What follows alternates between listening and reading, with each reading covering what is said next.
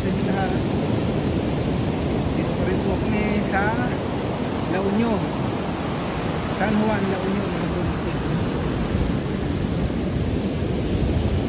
Dito rin po kung naglalakad-lakad hanggang magdating po sa may dulo.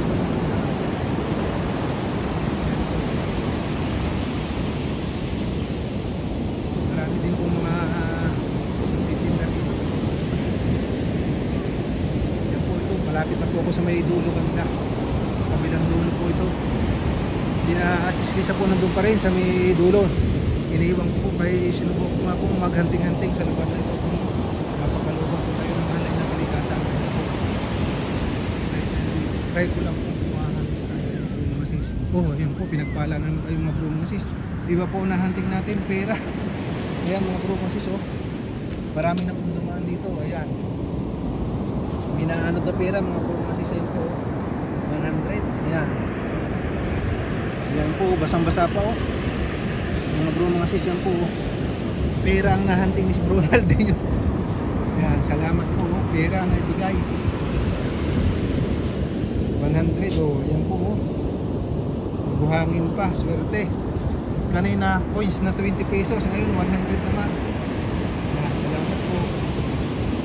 Salamat. Pera ang natagpuan, ang nahanting. Hindi mutya. 100 pesos mga bro mga sis. Yan po, siyempre oh, siguro yung naliligo dito, hindi nila alam may pera sila sa bulsa. Ayan, nalaglag na. Yan po, natangay oh. Mga bro mga sis, yan po oh. 100 pesos po ang nahanting, hindi mutya. Ayan, mga bro mga sis, yan po oh. Mabuhangin pa, yan po oh. Ayan, swerte po tayo oh. Nakatagpo ng ano, 120. Kanina po, 20 pesos na coins, ayan. Natagpuan natin na nakatagpo ko na yung bayugong maliit. Ayun.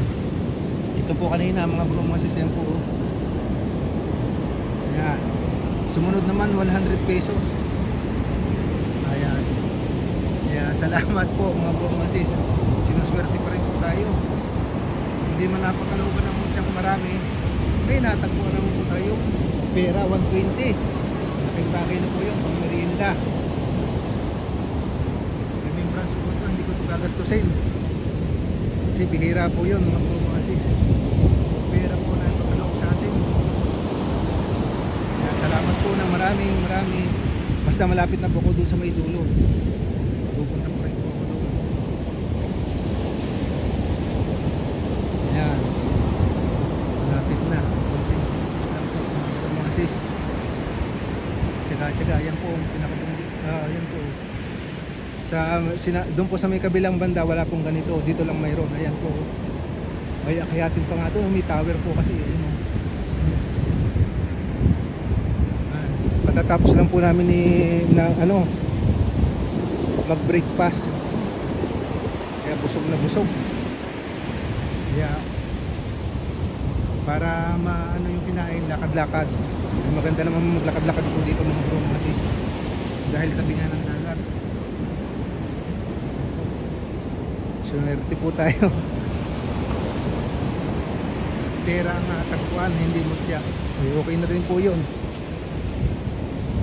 Isipin mo, makaglakad-lakad ka dito maghapon, makita ko na marami na pong dumaan dito, mga nakasalubong ko, pero hindi po nila napansin. Para po talaga yun sa akin mga bro mga sis.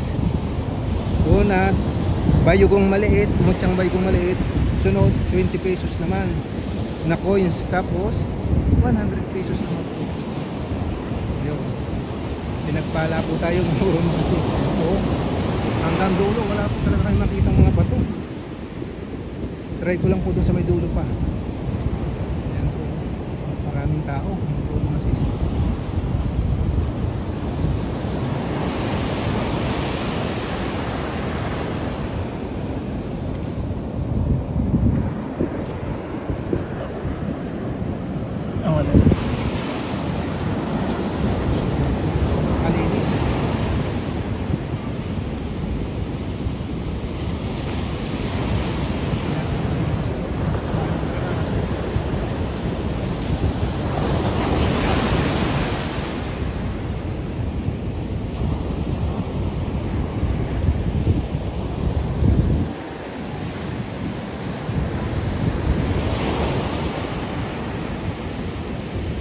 marami pa rin po turista basta kahit linggo na, siguro po mga pagdating po ng mga pahapon, mag-uwi na din po mga tao rito.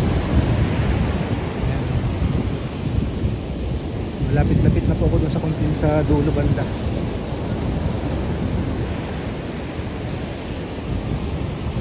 Ayan.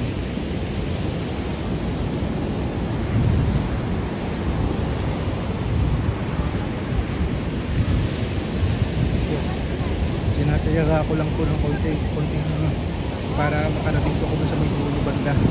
Total hindi naman po mainit. Ayan po,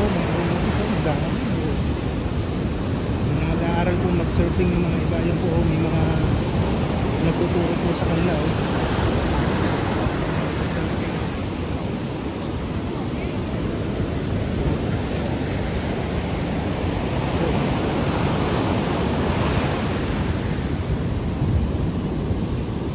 Ayan, marami pong nag-aaral ng pagsasurfing dito.